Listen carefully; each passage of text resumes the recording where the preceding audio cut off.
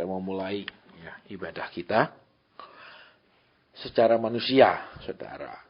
Ya, selama sekian tahun saya membina persekutuan, saya melihat ada beberapa golongan orang yang datang ke persekutuan. Ya. Yang pertama, itu orang yang datang sekedar ingin tahu, sekedar ingin mungkin ya kepingin tahu lah apa sih. Ya, kemudian mungkin tidak tertarik dan tidak pernah datang lagi. Ya. Tipe yang kedua, orang yang datang memang ingin bertumbuh. Ya. Dia merasa bosan dengan kekristenannya yang sekarang, dia merasa jenuh dengan masalahnya hidupnya, dia ingin ada perubahan-perubahan. Ya. Tetapi kemudian di level selanjutnya, di awal mungkin dia oke. Pada level-level yang selanjutnya dia menyerah dan tidak datang lagi. Karena rasanya kok tambah ikut Tuhan itu kok tambah kita yang berkorban untuk Tuhan. Bukan Tuhan berkorban buat kita. Ya, ini yang levelnya kan. Kalau awal-awal, wah saya berterima kasih, saya memuji Tuhan, Tuhan berkorban buat saya, Tuhan mati buat saya, Tuhan sudah disalib buat saya, oke lah. Ya. Tapi kemudian ketika dia lebih sungguh-sungguh, dia merasa dia lebih harus banyak, katakan mungkin bahasa sehari-harinya seperti mengalah sama Tuhan. Ya, mentaati Tuhan, menuruti Tuhan. Nah, lama-lama dia nggak tahan dan dia tidak datang lagi. Ya. Kemudian ada juga orang yang memang begitu dia datang, ya, dia sudah langsung karena yang dia harapkan tidak dia temukan di situ. Contohnya, ya, doa-doa, konseling-konseling pribadi, nubuatan, urapan dan lain-lain. Sehingga dia tidak sesuai dengan maunya. Ya. Kemudian ada juga orang yang tetap datang, tapi tidak pernah ada perubahannya. Dia tetap datang, dia tetap ikut, tapi tidak pernah ada perubahan. Karena firman itu tidak pada dapat tempat di hati mereka. Ya dengar sih dengar, masuk di telinga, masuk tentu saja karena dia tidak tuli. Tapi tidak masuk di hati, tidak masuk di kehidupan. Tapi tetap rajin datang. Ya. Nah ini kalau firman Tuhan kan bilang ada Yanes dan Yambres itu di Alkitab, ya, jenisnya seperti itu. Tetap ingin dengar tapi tidak pernah ada perubahan. Itu juga ada jenis seperti itu. Kemudian juga ada, saudara, orang-orang yang tetap juga ikut, ya, tetapi tingkat kekaripannya sama Tuhan tidak pernah naik, tidak pernah tumbuh. Kenapa? Karena dia sudahlah, mumpung banyak orang berdoa, saya juga ikut berdoa. Terus kenapa? Ya karena di rumah juga saya tidak bisa tidur, enak ya datang-datanglah. Ngumpul-ngumpul teman minimal agak ngobrol-ngobrol, ketawa-ketawa, seperti itu, ya. Tapi juga ada orang-orang yang memang punya komitmen. Dalam arti, saya mau cari Tuhan, saya mau cari Tuhan. Nah, orang-orang ini bisa kelihatan dari tekadnya cari Tuhan, bisa kelihatan dari perubahan cara berpikirnya, ya, perubahan tujuannya, perubahan imannya. Ini bisa kelihatan jelas, mulai kelihatan banyak, saudara, ya. Contohnya orang ini tidak cepat bingung. Ya, tidak cepat khawatir, tidak cepat stres, tidak cepat yang seperti itu. Dia mulai mengalami banyak perubahan. Kemudian juga dari perubahan-perubahan yang lain adalah dia mengalami ketaatan yang semakin berubah, Memang saudara ingat ya, semakin kita ikut Tuhan, ya Tuhan bilang apa? Persembahkanlah apa? Tubuhmu sebagai Jadi saudara, mungkin kalau kita persembahkan uang, oke, kita bisa kalau ada uang, ya toh. Terus kalau kita persembahkan waktu, ya bisa kalau ada waktu, ya kan? Terus persembahkan apa lagi? Nah ini yang sulit itu persembahkan diri kita ini loh, hidup kita ini yang paling sulit. Karena kan kita punya kemauan, kita punya cita-cita, kita punya sifat, ya toh. Kita punya hobi dan semua. Dan ketika itu harus diserahkan, tentu saja, maaf kata, namanya diserahkan itu kan belum tentu enak. Kalau masalah kita serahkan, semua orang seneng. Betul, nah masalah kita serahkan, saudara, betul. Katakanlah di rumah kita kemasukan ular, ada pawang ular datang mau nangkep, wah puji Tuhan, malah kita kasih dia duit kok. Amin. Lah tapi kalau kita ini pengusaha kulit ular, ada ular masuk, wah puji Tuhan. Betul? Ini ada kulit ini ya. Jadi lain-lain, saudara, ya. Jadi kalau kita perhatikan ketika kita harus menyerah sampai level menyerahkan hidup, menyerahkan sifat kita. Tuhan bilang sifat itu rubah. Tuhan katakan sifat itu aku tidak senang. Nah ini orang jadi bermasalah. Orang sudah mulai kok gini. Iya toh. Kemudian apa lagi? Hobi. Ya kan? Hobi kita mulai kita merasakan apa sih? Hobi saya tidak mencuri, tidak apa. Tapi Kemudian buat Tuhan itu sudah berlebih-lebihan, misalnya hobi kita. Itu juga buat Tuhan, buat saya masih senang ya. Nah, ini susah juga. Ya, dari sifat kita, hobi kita, terus apa cita-cita kita? Saudara, ya. Tuhan bilang enggak, nah, bukan itu. Terus rencana kita, bukan itu kata Tuhan, misalnya. Atau yang kita inginkan, Tuhan bilang tidak. Nah, ini kan jadi masalah. Ya. Jadi ingat, menyerahkan masalah semua orang bisa. Ya, menyerahkan uang sangat banyak orang beruang yang bisa. Menyerahkan waktu juga banyak orang yang bisa. Saudara atur waktu untuk ibadah, tapi menyerahkan diri, nah ini yang paling sulit. Karena kan kembali yang tadi itu, saudara ya, kita punya pendirian, kita punya prinsip, kita punya segala macam. Ya kan di hidup kita yang kita rasa itu baik, yang kita rasa tidak bermasalah, yang kita rasa kita perlu lakukan supaya orang tidak menyakiti kita kembali. Seperti yang saya saksikan dulu itu kan. Ya, tiba-tiba Tuhan suruh saya ngapain? Kamu hubungi hamba Tuhan itu lagi. Malah, coba bayangkan saudara. Kan sudah jengkel, sudah rasa dikerjain, rasa dimanfaatkan. Ya, kenapa saya tidak mau hubungi? Loh, supaya nggak disakiti lagi toh. Kan begitu orang kalau udah disakiti, biasanya kan kita jaga jarak. Supaya bukannya kita benci, tapi jangan kena sakit lagi kan. Biasanya kita menghindar seperti itu. Ya, sama seperti binatang liar misalnya kalau kita sering pergi berburu. Ya, babi di daerah yang tidak pernah sama sekali diburu, lihat lampu blor itu dia bengong. Tidak lari sama sekali. Diem bahkan, maaf kata ya, saudara. Itu bisa pas sebelah mobil 2 meter yang ganti. Karena dia tidak pernah tahu itu berbahaya. Saudara. Tapi kalau daerah yang sudah sering diburu, begitu kita pasang lampu, bubar dia hilang sembunyi. Dia tahu maut menunggu dia kalau ada lampu itu. Jadi seperti itu. Jadi dia menghindar karena dia tahu itu berbahaya. Jadi kita pun sering, wah orang aku daripada bergaul tambah sakit, daripada deket tambah, itu banyak. Tapi kadang-kadang Tuhan bilang apa? Ayo kembali. Lah ini loh. Seperti Tuhan Yesus tahu waktu Tuhan bilang mari kita kembali ke Galilea. Murid bilang apa? Ke Yudea. Guru kita, kamu kan kita orang pernah mau membunuh kita, kok suruh balik gitu.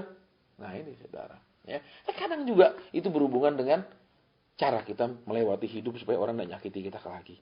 Tapi kadang Tuhan membawa kita untuk disakiti lagi.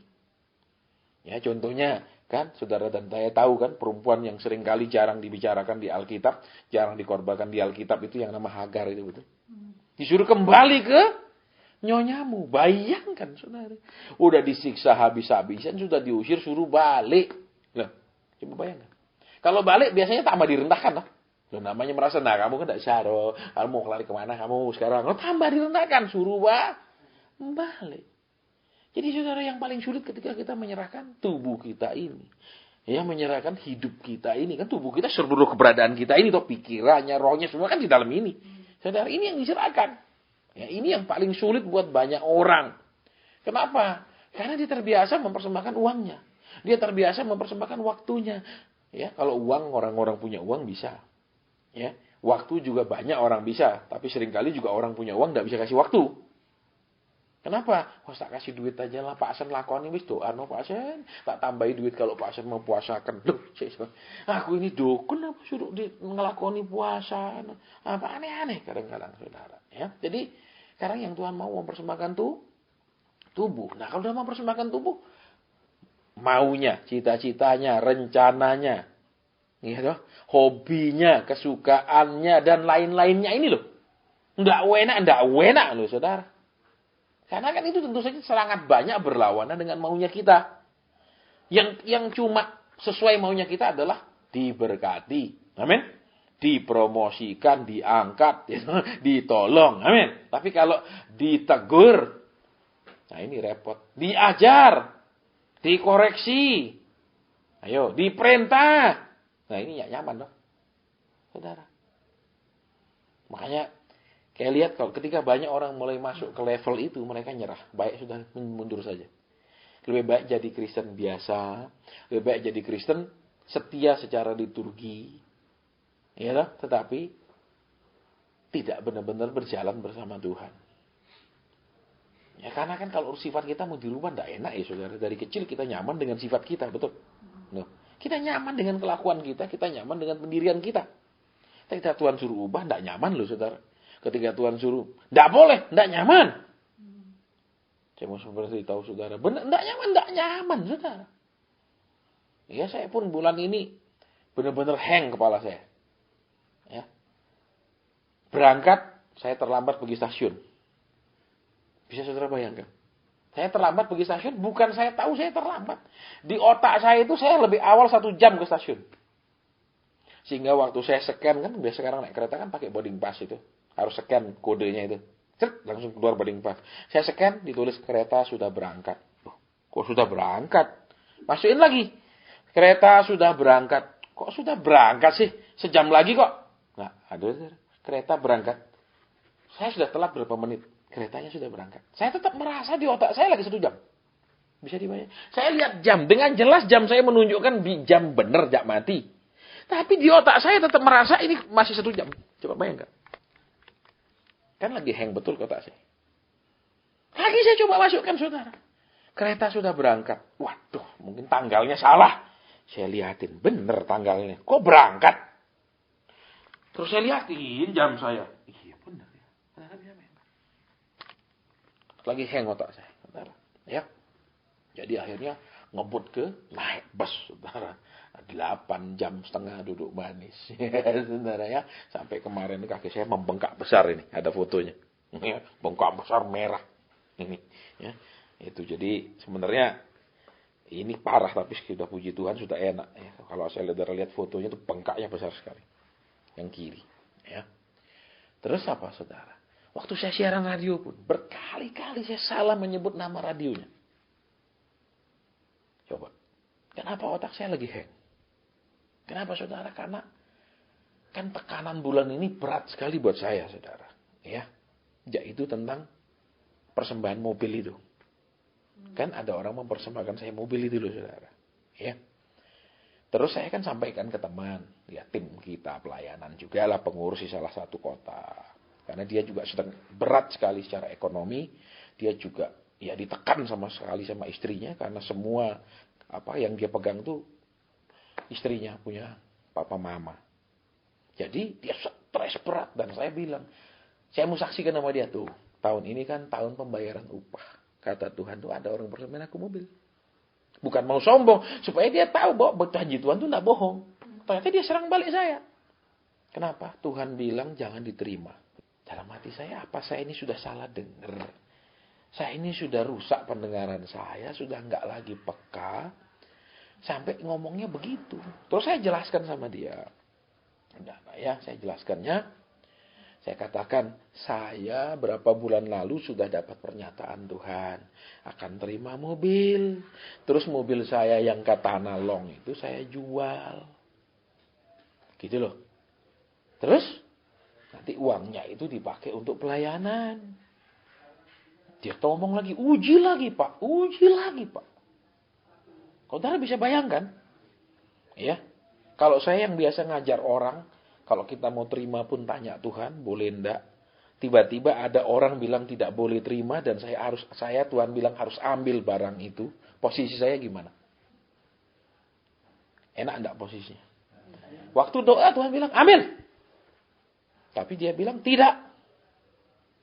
Uji lagi. Nanti semua janji Tuhan mundur. Wah. Saya jelaskan baik-baik saudara. Berapa bulan lalu Tuhan sudah bilang sama saya. Tetap saudara uji lagi. Bayangkan saudara. Jadi bukan hanya dari kondisi seperti ini kan bukan hanya membuat saya kelihatan jadi tamak. Tapi kelihatan saya menjadi orang yang tidak konsisten ngajar orang. Saya ngajar tapi tidak ngelakoni. Betul saudara? Saya ngajar tapi tidak praktek Pak. Jelas sekali kan? Karena dia dapat tidak boleh ambil. Saudara, terus saya bilang Tuhan, sebegitu rusakkah hidup saya sampai saya salah dengar?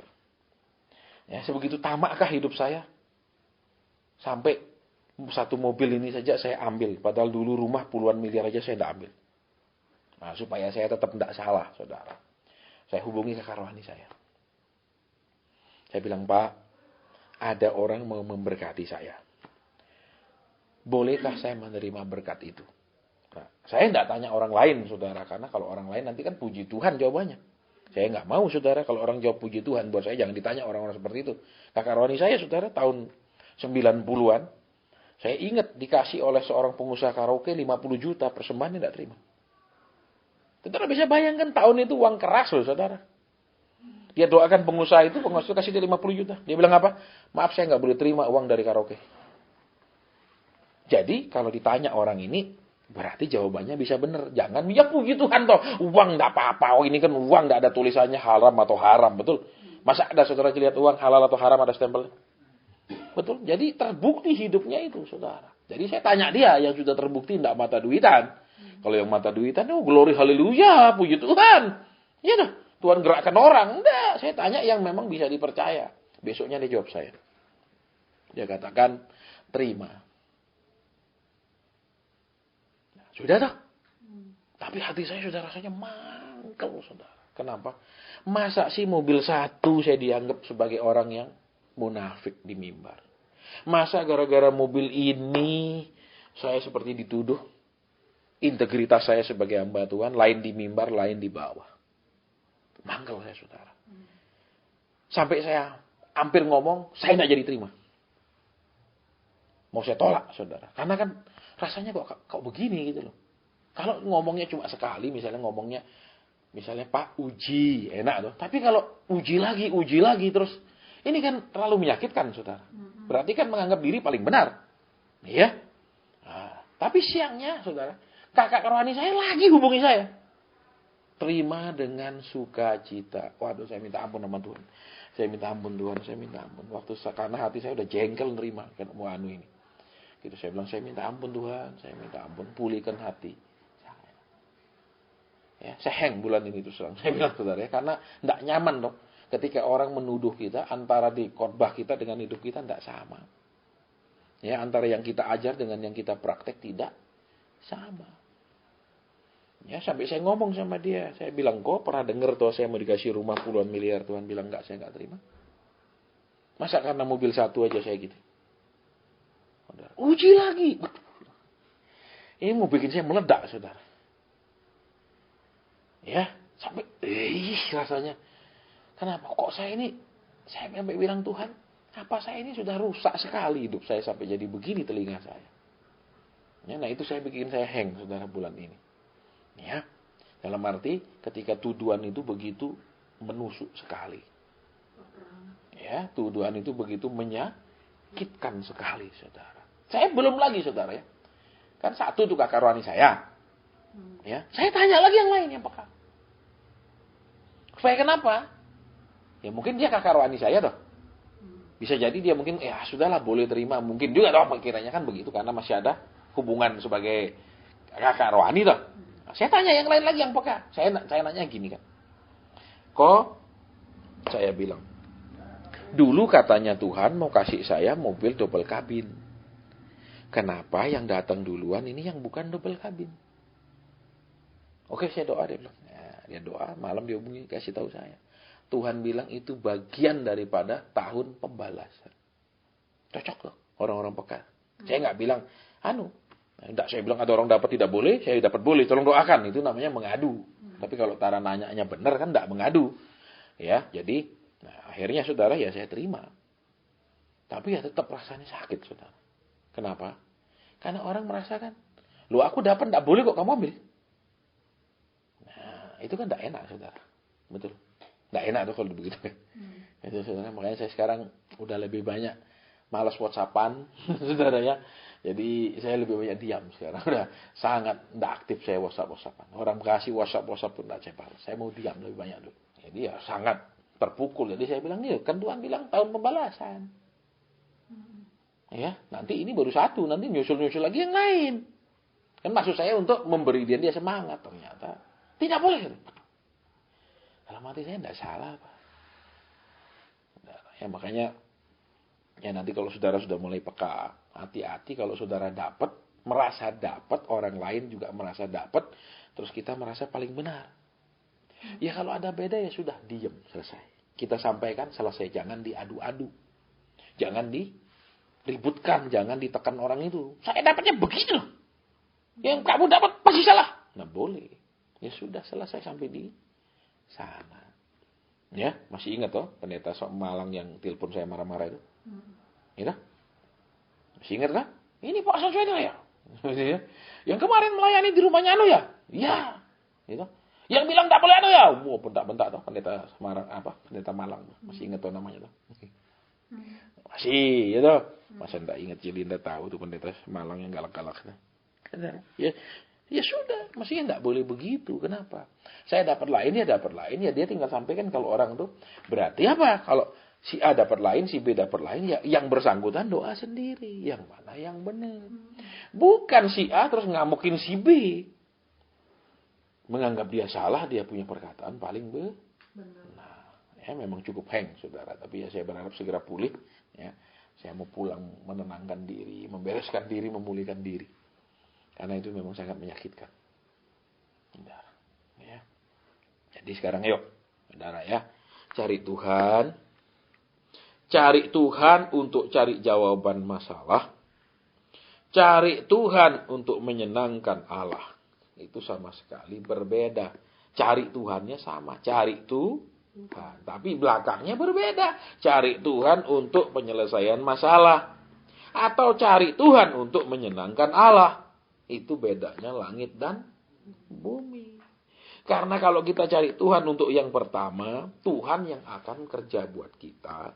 Tuhan yang akan merubah dirinya. Tuhan yang akan berkorban lagi buat kita. Tapi kalau yang kedua, kita yang akan berkorban buat Tuhan. Kita yang akan berkorban. Ya kemarin juga saya sempat, saking saya marah, saudara, rasanya. Kok aku begitu dihina rasanya. Kok rasanya kok sakit. Ya. Itu loh. Kenapa saudara kalau tanya pengusaha-pengusaha, saya tidak pernah minta uang kok sama pengusaha-pengusaha. Tiba-tiba dibegitukan saudara. Padahal. Tapi ya itu yang namanya kembali menyerahkan hidup kita. Ya, ini loh kita yang diserahkan. Kalau harta benda gampang kok diserahkan saudara, betul? Kalau kita punya banyak gampang nggak sih? Nggak bikin kita miskin, betul? Ya enggak? Kalaupun kita tidak punya, kita juga gampang ngasih. Karena kenapa? Dijanjikan nanti kembali lipat-lipat. Tuh siapa tidak mau kalau ngasih terus dikembalikan lipat-lipat. Ya, apa sulitnya memberi? Betul. Tapi kalau kita memberi diri kita, nah ini loh. Ya kan? Itu paling tidak mudah, saudara. Itu paling berat di dalam kekristenan. Ketika diri kita yang diserahkan. Ya, makanya, saudara, sekarang yuk kita mau berdoa. Ya, supaya kenapa? Supaya tujuan yang pertama mencari Allah untuk mencari solusi, ya, supaya ditolong Tuhan, ya. Sekarang kita mau ganti mencari Allah supaya menyenangkan Tuhan, menyenangkan Allah. Kita tetap punya masalah, saudara, punya pergumulan, punya. Ya, jadi, yuk sekarang kita mau berdoa. Tuhan, aku ini sudah menyerahkan waktuku beribadah hari Minggu, ya. Sudah menyerahkan waktuku kumpul Senin, ya. Sudah menyerahkan waktuku baca firman sendiri, ya. Banyak sudah waktakan waktuku berdoa, ya.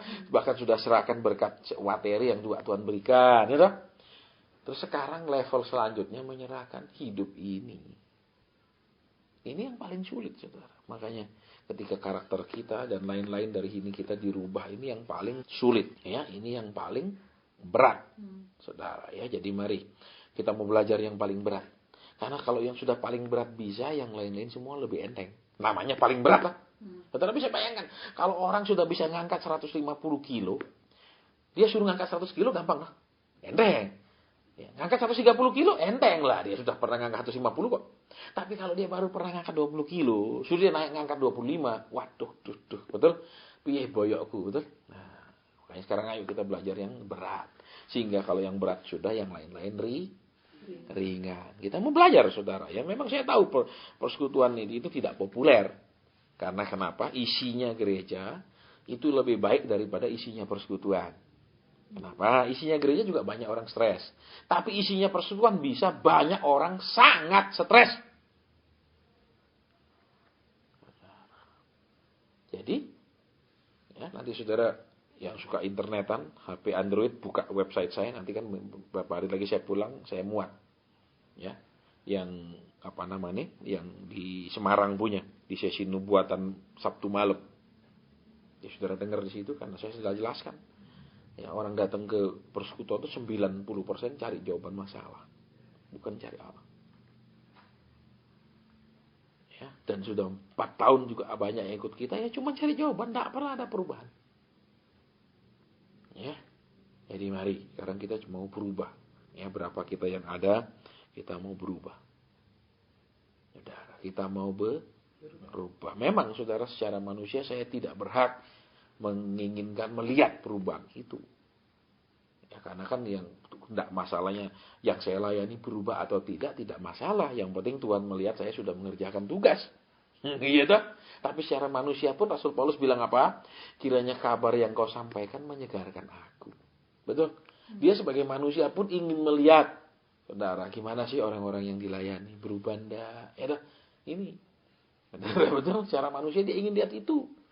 Saudara. Ya, tapi kalau memang saya juga tidak diizin Tuhan melihat, ya sudah, enggak masalah. Yang penting saya sudah mengerjakan tugas pelayanan saya. Ya, nanti dibikin senang di surga ya. Kan senang enggak lihat orang sudah banyak berubah, senang loh, saudara. Ya, ada kebahagiaan tersendiri, ya toh. Bahwa kita juga merasa nggak sia-sia gitu loh. Ya, seperti kita nggak ngomong kepada batu, ya. Batu diomongkan ya tetap dia batu dong. Nggak bisa kita bilang pindah, diam aja di sana. Saudara teriakin batu tuh kayak loudspeaker yang kayak apa, dia nggak pindah, amin. Kecuali kayak apa, tiba-tiba banjir Garut, pindah dia, didorong air, ya. Baik, kita mau berdoa sekarang, ya kita mau pakai waktu kita untuk berdoa di waktu yang singkat ini. Ya, sekarang sudah jam 7:30. Kita selesai 8:30. Ya, 1 jam. Kenapa terus seperti ini? Ya kembali saudara. Karena satu, memang banyak orang tidak bisa doa sendiri. Kalau rame-rame bisa. Itu yang pertama. Yang kedua, saudara, kita memang perlu latihan mendisiplin diri supaya bisa berdoa lama. Kalau enggak pakai jam, baru kita rasanya udah dari tadi, buka, waduh 20 menit. Tapi rasanya sudah lama sekali, saudara. Ya, makanya ini jam yang menentukan, bukan kita. Amin. Makanya saya setel jam, saya sering berdoa seperti itu supaya, ya kadang kan saudara, rasanya tiba-tiba buka, belum apa-apa. Itu terbiasa, saudara. Ya, baik. Terus yang ketiga, supaya kita terlatih. Ya, bisa doa lama. Karena kalau orang karib itu pasti tidak bisa ngomongnya sebentar. Betul? Kalau orang satu kesukaan tidak bisa ngomongnya sebentar. Coba ibu-ibu misalnya ya.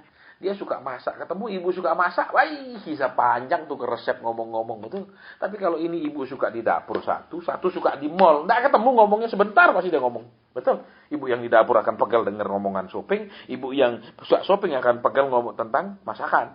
Tidak ketemu. Betul? Nah, di sana kita lihat kalau kita sejalan dengan Tuhan, kita betah berdoa lama. Kalau kita nih satu hobi sama Tuhan, kita betah ngomong-ngomongan lama. Tapi kalau hobinya tidak sama, mana bisa betah? Betul?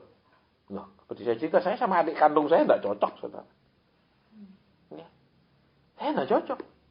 Kenapa? Sak mobil diisi speaker. Untuk apa sak mobil diisi speaker?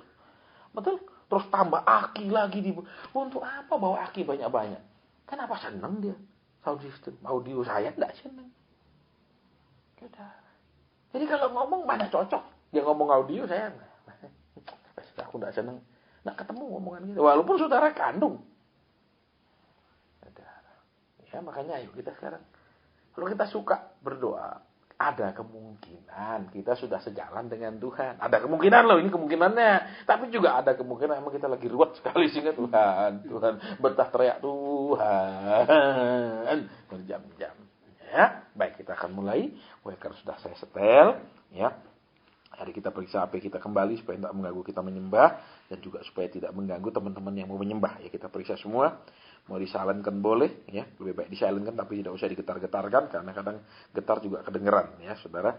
Kita mau berdiam diri, kita mau menyembah, ya baik. Jadi kita akan seperti itu, saudara. Ya baik sudah, kita mau mulai, ya kita akan mencari Tuhan. Roma pasal 5 ayat ke-5, saudara. Roma 5 ayat ke-5. Saya yakin saudara juga sudah hafal ayat itu.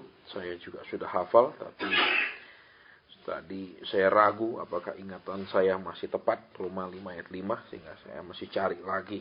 Ya. Jadi kita mau belajar, ya, supaya kita lebih banyak berubah, saudara. Supaya kita lebih banyak ke arah yang semakin surgawi, bukan ke arah yang semakin duniawi. Ya.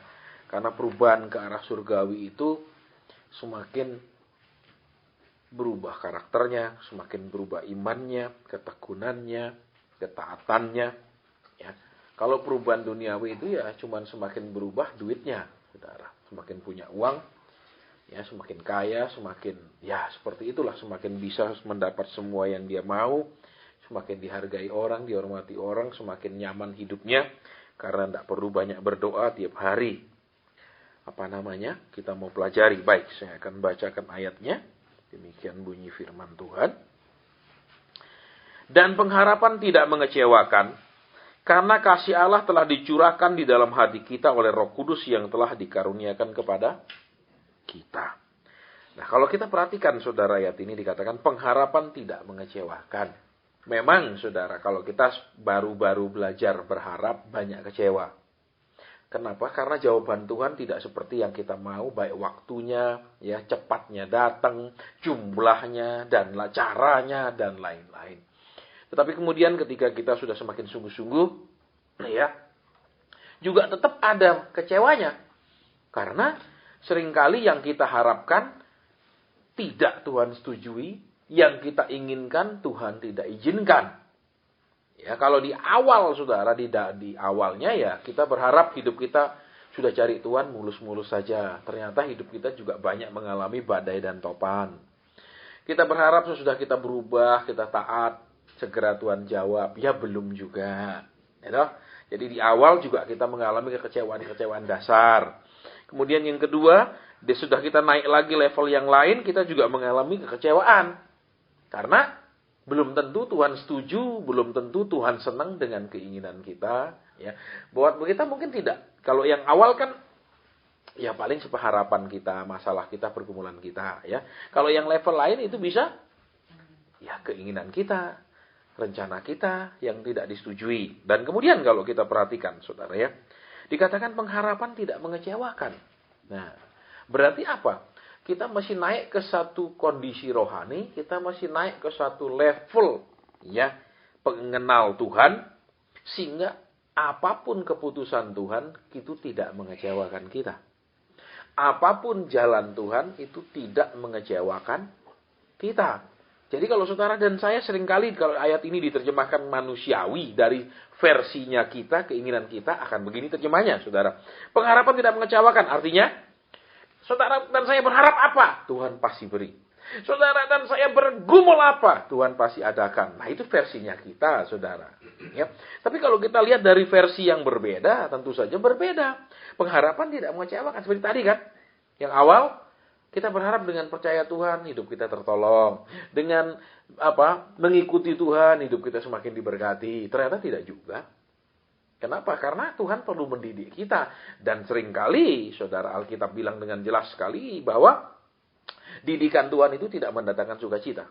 Jelas sekali itu ada kan? Di dalam kitab Ibrani pasal 12. Ya, ganjaran itu tidak mendatangkan sukacita, melainkan duka cita. Jadi kalau kita berharap ikut Tuhan selalu sukacita, berarti kita nggak mau dididik Tuhan dong. Betul, sederhana sekali kan? Tapi kalau di hidup kita banyak duka citanya, kemungkinan kita sedang dididik Tuhan. Kemungkin loh, bukan pasti. Karena bisa jadi duka cita kita karena kebanyakan karep. Betul. Ya, iya, orang kalau banyak harap kan bisa banyak duka citanya, saudara. Tapi kalau orang banyak nerimo, lebih hendak duka cita, dong. Dan kadang-kadang orang itu lain-lain, saudara. Ada terlalu banyak berharap sehingga banyak kecewa. Ada yang sudahlah nerimo saja, tidak banyak kecewa. Kan tergantung. Yang mengecewakan itu bukan berarti sesuatu itu pasti mengecewakan. Tetapi juga bisa karena harapan yang tidak realistis, kan? Baik. Jadi di level yang kedua, apa? Kita akan mengalami kadang jalan yang Tuhan mau berbeda dengan yang kita mau. Cara yang Tuhan mau berbeda dengan yang kita mau. Ya, misalnya Tuhan bilang, "Ya, aku akan tolong kamu, tapi caranya tidak seperti yang kau mau, tapi seperti yang aku mau." Nah, seringkali kita ngamuk. Kenapa Tuhan pakai cara yang sulit-sulit? Kenapa kalau mau tolong gampang-gampang aja lah, amin. Kirim aja Tuhan, betul kan alamat saya jelas, amin. Ya, atau nomor rekening juga jelas, amin. Kenapa enggak kirim aja? Ya, kenapa masih pakai jalan berliku-liku? Kenapa kok saya masih juga katakan ikut ambil bagian supaya itu jadi kenyataan? Kenapa enggak saya duduk-duduk aja dan terima? Ya, itu yang kedua. Terus saudara dan saya lihat pengharapan tidak mengecewakan. Nah, ini bagaimana supaya kita berharap dan tidak kecewa, kan gitu. Jadi apa? Kita harus masuk ke satu level rohani yang bisa nerima. Menerima apa? Tidak semua yang kita harapkan disetujui Tuhan. Tidak semua yang kita harapkan memang benar di mata Tuhan. Jadi bisa nerima. Saudara, kalau enggak kita mau, pokok semua harus jadi seperti yang saya mau. Ya, jadi dia pergi sama anak ini, dia pergi sama anak ini. Ya, dia foto waktu dia pergi sama anak itu berubah, saudara. Banyak orang, saudara, ya, itu rela menderita untuk maunya dia. Tetapi tidak banyak orang rela menderita untuk ikut proses Tuhan supaya tidak menderita. Ya, banyak seperti itu, saudara. Nah, makanya kalau saudara dan saya perhatikan di sini, ya, pengharapan tidak mengecewakan. Terus sekarang kan jelas, yang pertama kita harus punya pengharapan yang disesuaikan dengan mau Tuhan supaya tidak kecewa. Karena kalau Tuhan tidak setuju, kita pasti ditolak. Saudara, rencana kita pasti digagalkan kalau itu berbahaya. Dan kalaupun saudara dan saya paksakan, itu pasti merugikan dan menghancurkan. Jadi, dengan jelas gimana? Punya pengertian, pengenalan akan Tuhan yang benar. Dalam arti kehendaknya, rencananya, caranya, jalan-jalannya. Terus yang kedua, saudara, karena kita punya pengenalan yang benar dengan Tuhan, Alkitab bilang pengharapan tidak mengecewakan. Dan Alkitab dengan jelas bilang, terkutuklah orang yang berharap kepada manusia. Seringkali, saudara, ketika kita sudah mulai berharap kita akan mungkin lewat orang, maaf kata, ketika Tuhan didik kita, semua orang itu akan dikeraskan hatinya. Kenapa? Ya karena kita tidak berharap 100% kepada Tuhan. Kita tidak berharap 100% kepada Tuhan. Saudara. Alkitab dengan jelas bilang kan, ada syaratnya. Ya, pengharapan tidak Lah kalau kita berharap ke manusia, Tuhan bilang terkutuk kan? Tanpa disadari kan banyak kita kadang-kadang berharap ke manusia. Yang rohani sajalah. Ya nanti dia doakan saya. Nanti dia dukung saya. Betul? Itu kan sudah keliru, saudara. Jujur aja. Tidak salah kita minta bantuan doa. Tetapi, kalau kita sendiri tidak benar-benar sudah doa habis-habisan, jangan minta bantuan. Halo? Halo? Loh. Iya toh, kan jelas lah. Jadi tidak bisa, daripada saya pusing-pusing, telepon aja. Saudara, telepon saja. Amin. Yesus, bukan berarti Yesus itu sejauh telepon, betul? Enggak, saudara, enggak telepon Yesus pakai HP. Yang saudara telepon hamba Tuhan, amin. Bukan Tuhan, amin. Lihat, pengharapan tidak mengecewakan. Kita perlu rohani yang benar. Kita perlu berharap kepada yang benar. Ya, kita berharap Tuhan tolong, kita berharap Tuhan, kita berharap ikut Tuhan, tidak ada masalah. Lah, kita bilang ikut Tuhan banyak masalah. Bahkan sekalipun bersama dengan Tuhan, kita banyak masalah. Loh, betul? Buktinya apa? Coba lihat waktu Tuhan Yesus bilang, mari kita menyeberang. Ada Tuhan Yesus di perahu itu aja ada badai. Halo. Jadi kalau saudara dan saya bilang, waduh orang itu kayaknya jauh dari Tuhan, buktinya dia ada masalah, belum tentu. Bisa jadi dia sedang seperahu sama Tuhan yang kena badai. Ya tak? Saudara. Jadi kita mau lihat ayo. Yang pertama. Yang kedua. Kita harus rela caranya Tuhan nolong kita. Caranya Tuhan mengeluarkan kita dari masalah. Itu jangan kita minta tolong dan kita atur Tuhan caranya. Saudara, itu poin yang kedua. Yang ketiga, kita harus berharap yang benar. Kelihatannya mungkin kita sedang berdoa kepada Tuhan, tapi kita sedang berharap ke manusia. Kelihatannya kita sedang sungguh-sungguh menunggu Tuhan, tapi sebenarnya pikiran kita sedang kepada orang. Kan salah. Ya, mungkin Tuhan pakai si A, mungkin Tuhan pakai si B, mungkin Tuhan pakai si C. Nah itu loh. Ya. Karena kan Tuhan tidak bisa turun sendiri ke bumi ya, nyerah no, amin. Enggak, tapi dia mesti pakai orang. Tapi ketika itu mengikat kita supaya akhirnya Tuhan bilang, Tuhan tidak bisa bekerja karena kita tidak terkutuklah orang yang berharap kepada manusia. Ya, kemudian selanjutnya, saudara, ya, kita harus memahami, saudara, bahwa justru di dalam masalah lah terjadi pertumbuhan rohani. Di dalam masalah lah terjadi kekaripan. Di dalam masalah lah terjadi penyerahan. Di dalam masalah lah akan terlihat benar-benar taatnya atau tidaknya, tekunnya atau tidak. Dan itu semua akan kelihatan ketika ada masalah. Betul? Kalau kita semua baik-baik saja, kita bisa gampang puji Tuhan. Haleluya, glory, puji Tuhan, beri kemuliaan. Amin. Tapi waktu susah gimana? Bisa bilang enggak puji Tuhan? Ya kami diharuskan, WL-nya bilang, mari kita memuji Tuhan. Nah, kita sendiri, ya kita harus ikut katanya. Karena WL ngomong gitu, betul? Bisa enggak kita bilang, Tuhan terima kasih. Sudah sejauh ini aku berjalan dengan Engkau, melewati begitu banyak kesusahan, melewati begitu banyak pergumulan, melewati begitu. Rasanya aku sendiri sudah hampir gila Tuhan kalau enggak kenal Engkau. Ya tak? Buktinya sampai sekarang aku masih waras. Terima kasih Tuhan. No. Saya pernah doa gitu, saudara. Jangan pikir saya enggak pernah. Syukur aku ndak gila. Loh. Kenapa? Begitu beratnya pergumulan. Begitu beratnya Tuhan didik. Ya, sampai ngomong syukur-syukur ndak gila. Lo belum ditolong lo. Cuman berasa syukur ndak gila. Ya gitu. Saudara ya itu. Baik, kita lanjutkan. Kita lanjutkan. Ya. Karena kasih Allah telah dicurahkan ke dalam hati kita oleh Roh Kudus yang telah dikaruniakan kepada. Lihat, karena kasih Allah telah dicurahkan ke dalam hati kita. Jadi lihat, Tuhan mengasihi kita, tapi kalau adakah kita membalas kasih? Kalau dia mengasihi kita, tapi kita tidak membalas kasih, berarti kasih itu kan tidak dicurahkan di dalam hati. Contohnya nih, kalau ibu-ibu, betul, dulu pacaran, dok, cowoknya kan ngomong nih, suami-suami ibu-ibu yang ada di sini, aku sayang kamu, betul? Nah, ketika kasih sayangnya itu diterima, tentu saja si ibu ini akan bilang, iya, aku juga sayang, amin. Loh, iya apa enggak? Terus pacaran, terus diajak nikah, oke loh. Loh, betul apa enggak? Enggak mungkin bilang gitu, oh enggak usah. Kenapa? Aku mencintai kamu tapi enggak kepingin memiliki kamu. Loh ya, ada kalau gitu toh? Ada enggak? Pasti enggak ada dah, ya toh? Dan malah begitu diajak nikah kan seneng, amin. Wah, karena kenapa? Aku cinta dia cinta aku, nek nikah kan happy katanya. Amin. Insya Allah, amin.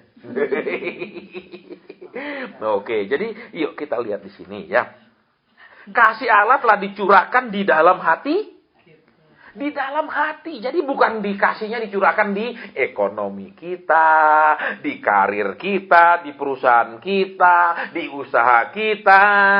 Bukan. Saudara baca ayat ini benar apa enggak bunyinya begitu? Saya ulang. Karena kasih Allah telah dicurahkan di dalam, bukan di dalam ekonomi. Halo?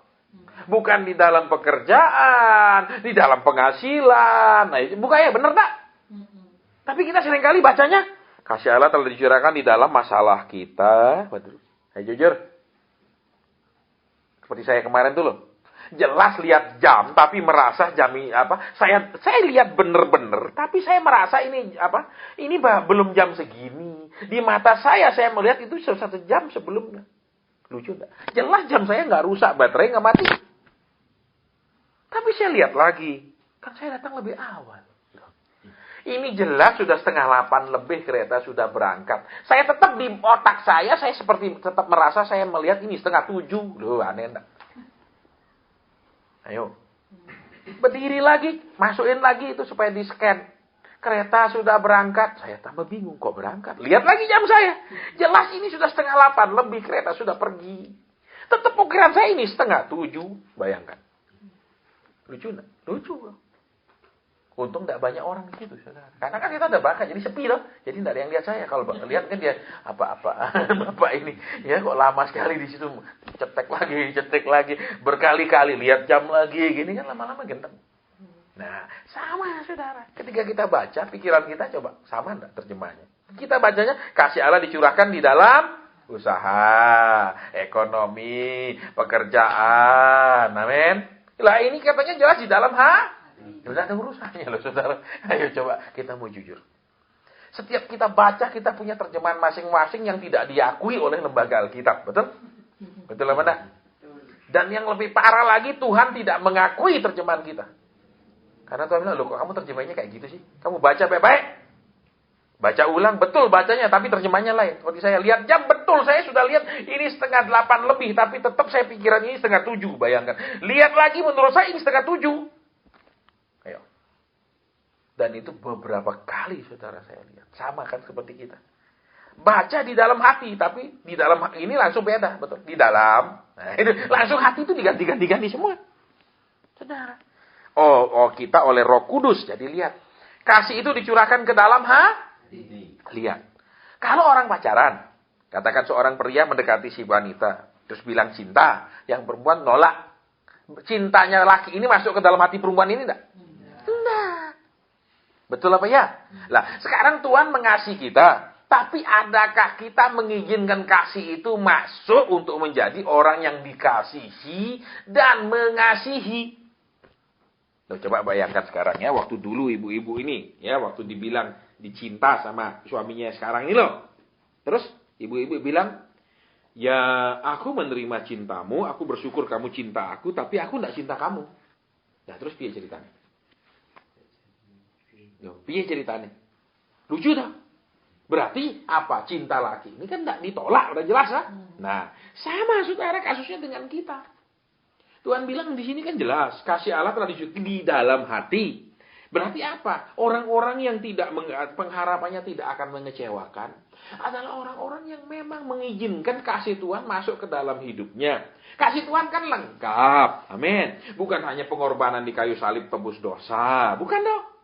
Lah, kalau cuma tebus dosa sudah itu Yesus datang aja terus mati terus berangkat lagi kan cepet. Ngapain dia lama-lama di bumi? Amin. Loh, sampai 30-an tahun, betul? Ngapain lama-lama? Datang aja bentuk orang dewasa, salibkan sudah. Terus Mas salib besok berangkat pulang. Selesai lah, cepat. Kenapa masih 30-an tahun dia di bumi, ayo? Ngapa masih khotbah terus, ngajarin terus, saya ngapain? Kalau cuma untuk mati disalib, untuk tebus dosa, kok lama-lama sih? Terus kedua, kalau untuk nyembuhkan tok, kenapa masih mati? Ya toh? Kenapa masih nabi-nabi juga banyak nyembuhkan kok? Betul, Elisa banyak sekali nyembuhkan. Kenapa masih pakai gitu? Kenapa masih dia mati? Berarti apa? Ada hal-hal yang lebih, amin. Daripada sekedar diselamatkan, sekedar ditebus, sekedar disembuhkan kan? Halo? Yaitu diajar, dididik, dipimpin langkah demi langkah, ya loh. Saudara. Nah, orang seringkali tidak senang. Orang seringkali belenger. Saudara. Makanya Tuhan bilang, waktu kita diproses, jangan tawar hati. Kalau sudah tawar hati, ya belenger sama Tuhan. Kenapa merasa sudah Tuhan ini sudah? Apalagi? Misalnya gitu. Ya Tuhan bilang, ya kamu sih sudah ngelawan. Ya toh, betul sudah bantah. Ya toh. Loh, betul mana saudara? Ya. Kalau di terjemahan lainnya saudara. Ya. Orang Gerasa yang datang ke Tuhan itu kan dikatakan, ya kan? Tuhan turun kan di Gerasa, orang gila datang, betul? Terus dia berlutut kan? Betul kan? Alkitab bilang terjemahnya dia berlutut. Kalau terjemahan bahasa Indonesia kita dia berlutut dan menyembah kemudian berkata. Kalau terjemahan lainnya ada kalimat yang hilang. Dikatakan dia berlutut menyembah dan mengkritik Tuhan. Jadi banyak orang Kristen ini memang datang menyembah, memuji, tapi mengkritik Tuhan, protes Tuhan. Kenapa hidupku kayak begini jalannya? Kenapa enggak jalannya beda aja? Kenapa berkatku segini? Kenapa enggak lebih banyak? Kenapa masalahku sekian lama? Kenapa enggak lebih cepat selesai? Loh. Halo, itu namanya kritik. Makanya terjemahan kita enggak ada kalimat itu. Dia datang menyembah tapi kemudian dia memprotes Tuhan. Jadi jangan merasa kalau orang sudah bisa datang memuji, datang beribadah, belum tentu hidupnya ini menerima, bisa protes habis-habisan. Berapa lama lagi Tuhan? Ya, berapa hari lalu habis ibadah ada sepasang suami istri dengan anaknya yang maju ke depan. Ya karena dia setia, jadi ya sudah sekian tahun dia ikut di persekutuan, ya jadi saya layani, saudara. Ya sudah sekian tahun, jadi dia maju. Pak, dia bilang istri saya ini diperiksa Nggak ketemu penyakitnya. Tapi dia pusing terus. Udah di-scan, Pak. MRI sudah, Pak. Tak ada. Oke, kita doa.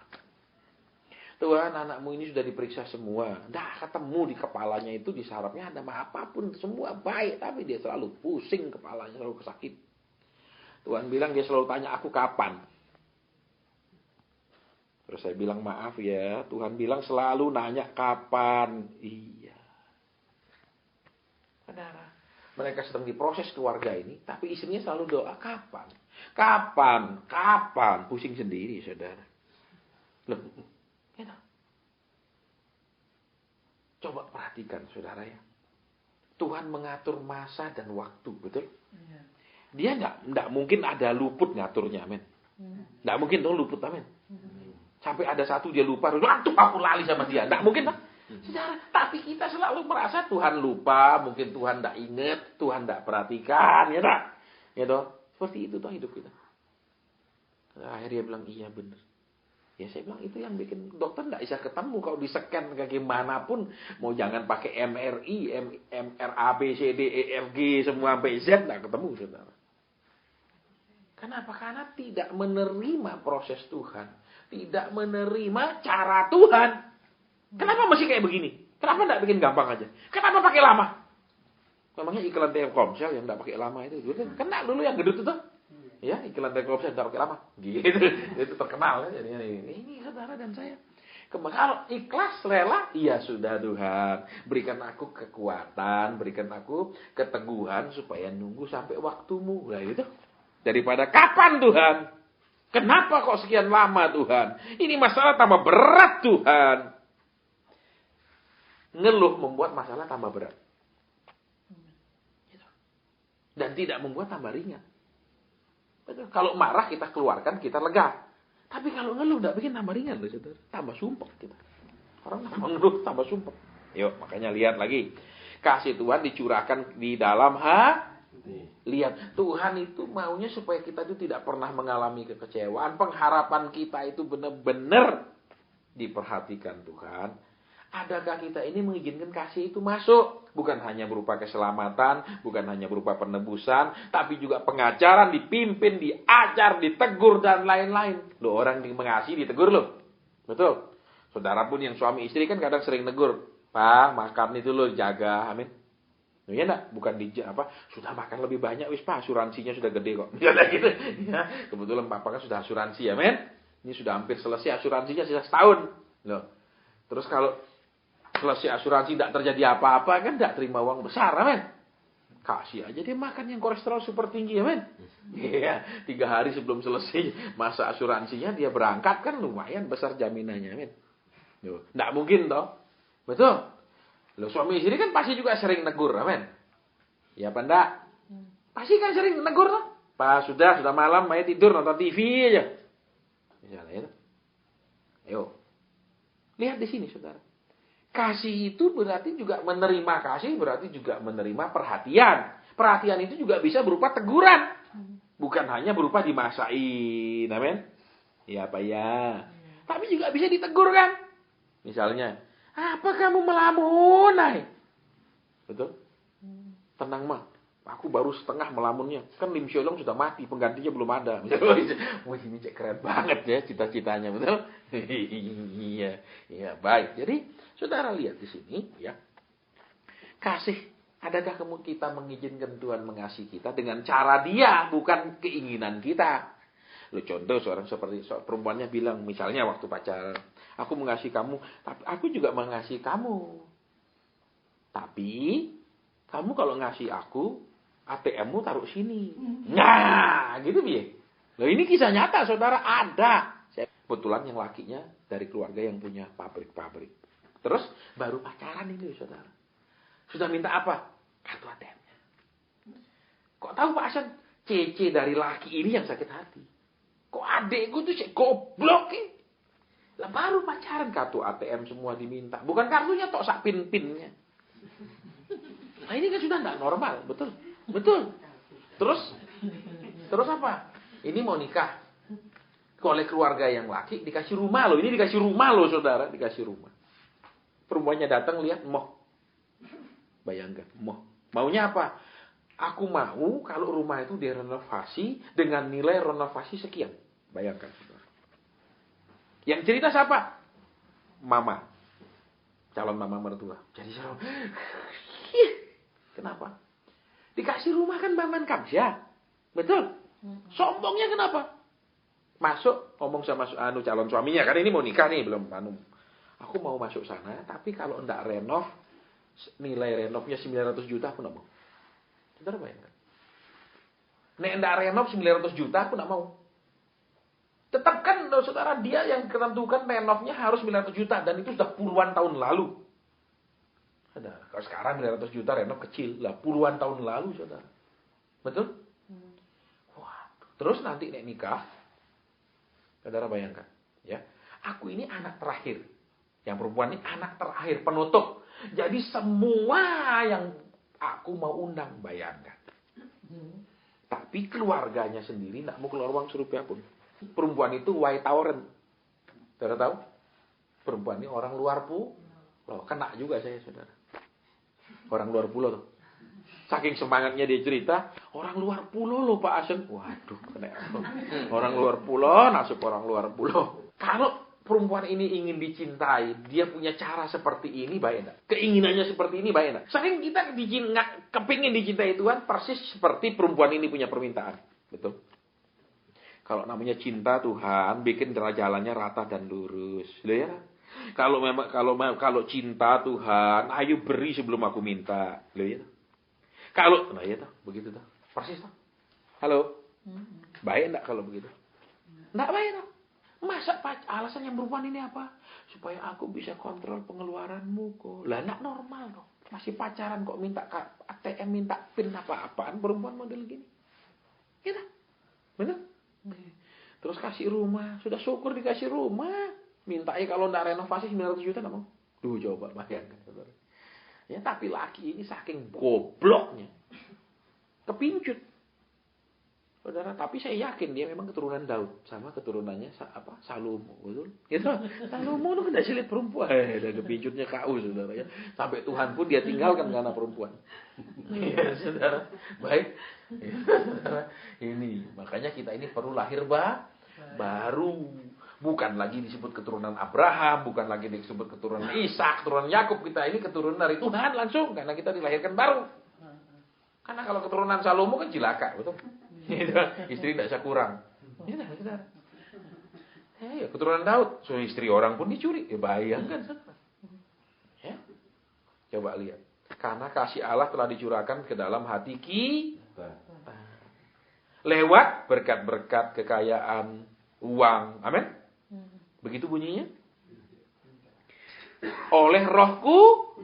Lah lihat, kasih itu dicurahkan oleh Roh Kudus, berarti Roh Kudus yang masuk. Saudara bayangkan, ketika Roh Kudus masuk, hidup saudara dan saya menjadi berbeda. Dia akan ngomong. Dan maaf, di awal 99% semua tidak seperti yang kita mau. Ya, ketika dia ngomong sama saya, tinggalkan pekerjaanmu lah ya enak. Dia tidak bilang, anakku, tinggalkan kerjaanmu, aku akan kasih kamu jadi bos. Tidak. Tinggalkan pekerjaanmu, aku akan buat kamu menganggur bertahun-tahun. Sehingga kamu bisa habiskan Alkitab bolak-balik berkali-kali. Kenapa? Karena aku nyiapkan kamu untuk jadi hambaku. Caranya gimana? Pengangguran bertahun-tahun sehingga baca Alkitab satu hari bisa 30 pasal. Cepat selesainya.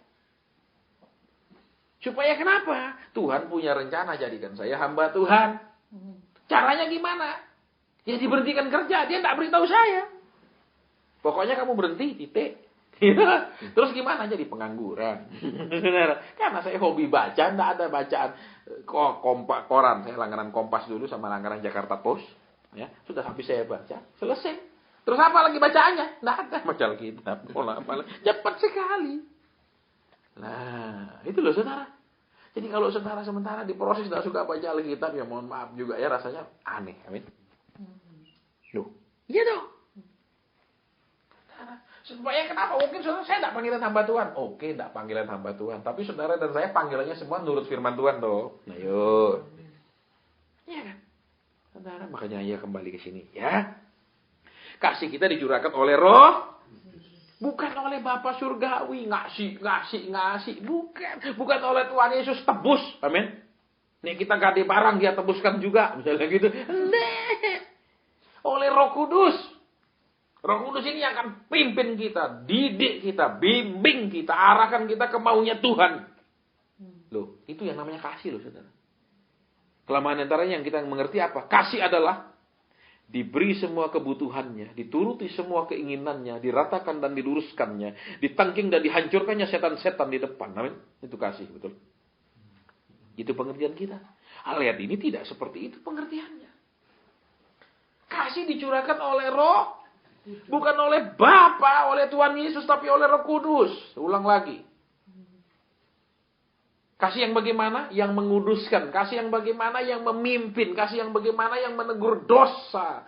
Yaitu kasih yang bagaimana? Yang mengkoreksi hidup kita. Itu kan Roh Kudus kerjaannya.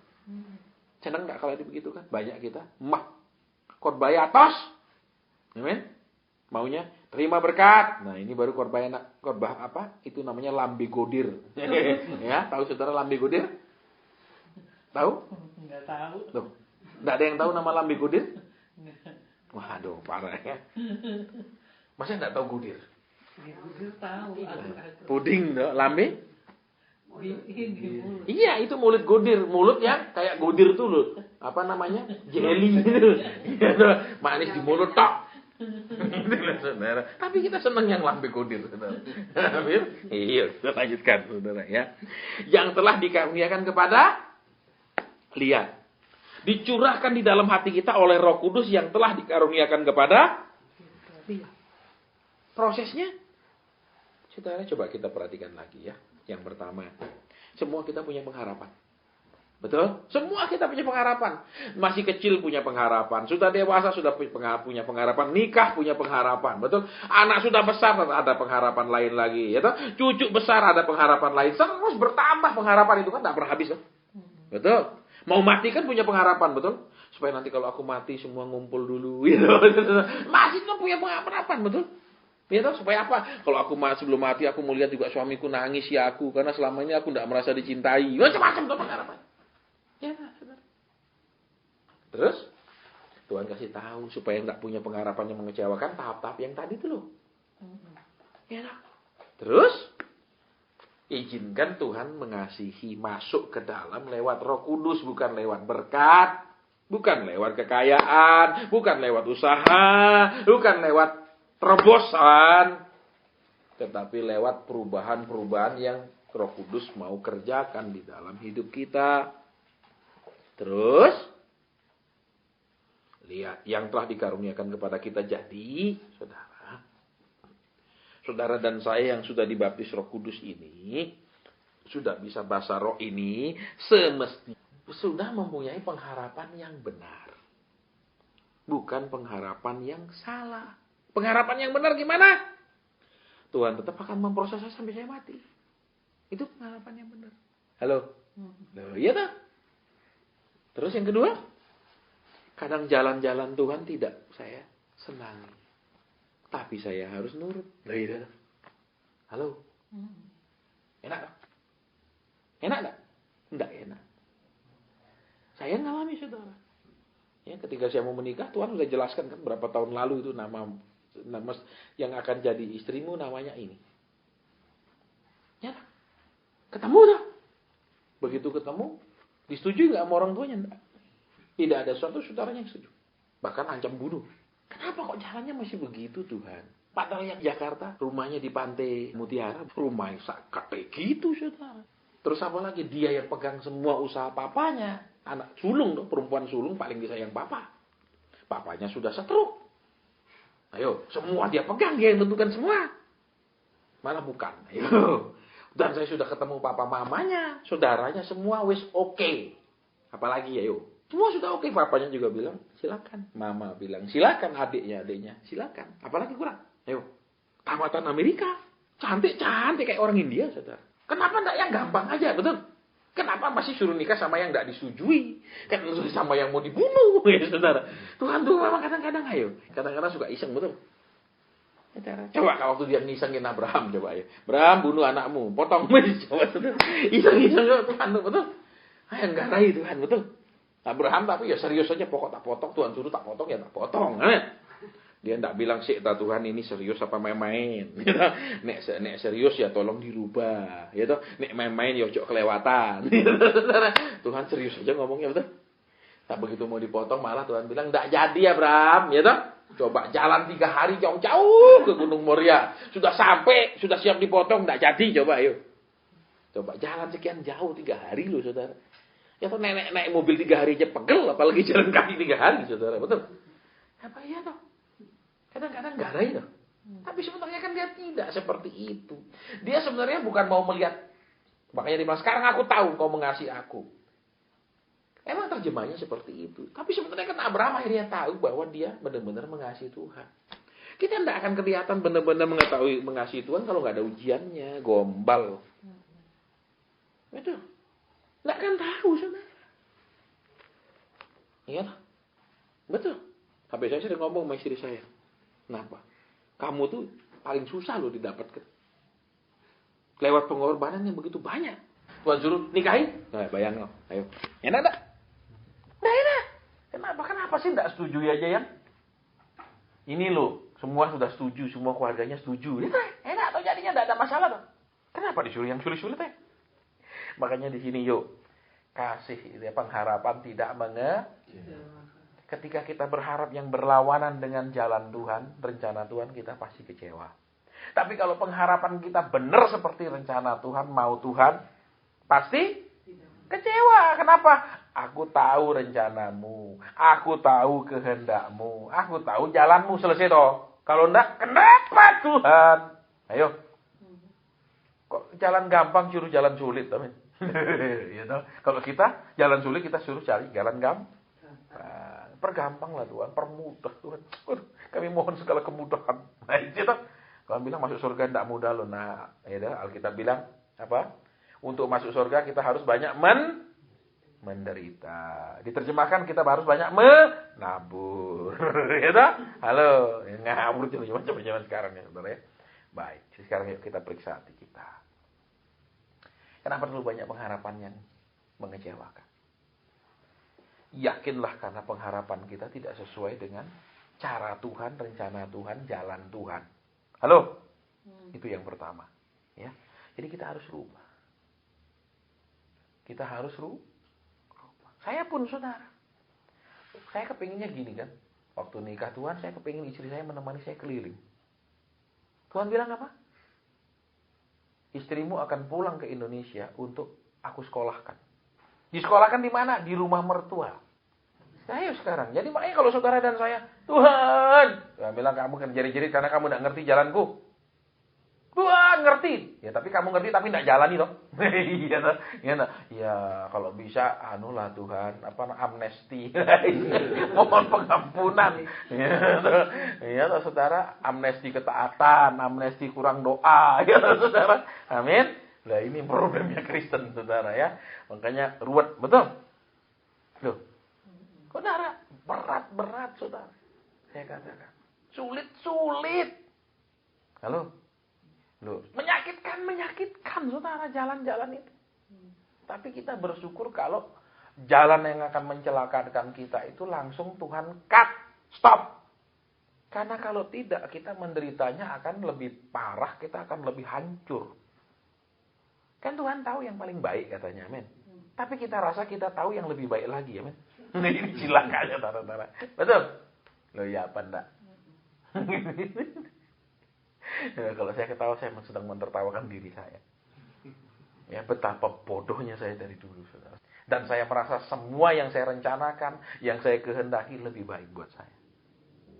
Tapi kalau saya turuti, saya hancur. Tuhan berhak menghentikan segala yang dia lihat tidak baik. Tuhan berhak menghancurkan segala yang dia lihat akan mencelakakan. Betul? Jangan seperti Bileam yang nekat pukul malaikat mundur. Amin. Amin. Lihat, waktu Bileam dihadang malaikat, malaikatnya yang mundur. Amin. Dia maju terus, dia tidak peduli. Itu zaman dulu. Sekarang tidak beda, saya yakin. Amin. Ya, maju terus ya disabet pedang. Selesai sudah, saudara. Ayo, makanya sekarang kenapa kita banyak kecewa? Periksa diri. Karena kita tetap punya kehendak, tetap punya kemauan. Kita tidak pernah mau ngerti mau Tuhan. Jalan Tuhan, cara Tuhan. Halo? Ya, kita mau minta ampun udah jam 9:30. Kita selesai. Enak toh khotbah gini, Pak. Tidak ada janji berkat, amin. Ya. Kenapa tidak ada janji berkat? Kapan tidak butuh berkat? Saya waktu di Bali, pendeta saya tidak pernah keluar kata berkat selama di khotbah. Tidak pernah. 5 tahun saya menjadi jemaat di situ, tidak pernah ada kata berkat keluar dari mulutnya. Yang ada cuma pengajaran dan tidak pernah ada. Kalau kau taat diberkati, tidak pernah keluar. Tapi justru di zaman itu uang saya melimpah ruah. Makanya saya percaya. Firman disampaikan yang Tuhan mau. Tidak usah janji berkat. Itu otomatis ikut semua. Karena orang kita bilang Tuhan tidak menahan kebaikan kepada orang yang hidupnya berkenan. Tingkat berkenan itu lebih daripada kudus loh saudara. Tingkat berkenan itu lebih daripada taat. Karena berkenan ini cocok sama hati Tuhan. Kita bisa taat, tapi dalam hati terpaksa, tidak ada pilihan lain. Lebih bisa kita taat. Itu tidak berkenan, toh. Betul. Kita bisa berdoa, tapi kerjanya ngeluh, toh. Tuh. Tapi kalau Tuhan bilang, aku seneng. Nah, lain loh, saudara. Itu levelnya berbeda. Ayo kita mencapai level itu bersama-sama. Ayo kita maju sampai mencapai level itu.